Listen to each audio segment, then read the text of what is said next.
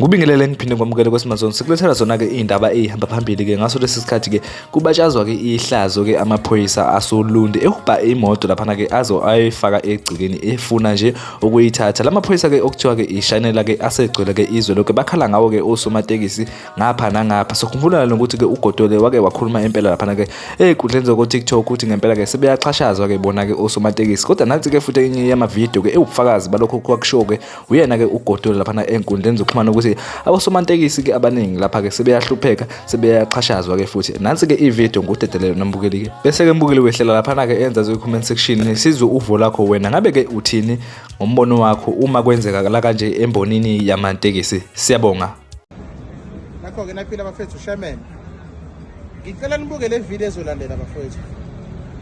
Angisuye umuntu ongene kakhulu kulezi zinto zepolitiki kodwa yabona uGodole ngiyakusupporta bhuti omdala kulento kaShanela.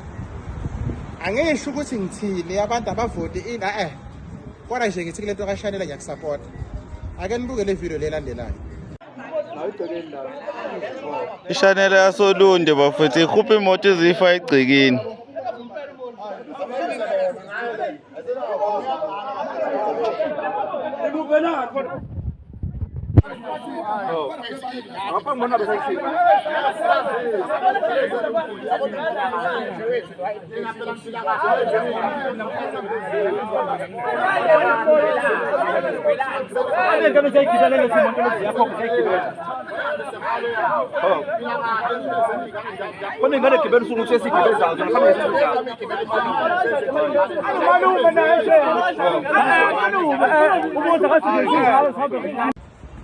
Niyibonile ke bafethu le video.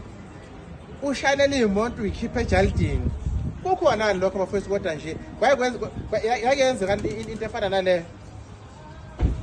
Ngiyanitshela ngelinye ilanga izoba khona imoto ezoginqa izingane zesikole noma abagibela abawu15 ijaha uShanela nayi. Yabona futhi kulo December lo khona ikhumbe ezoginqika ijaha uShanela. Ngiyabonga.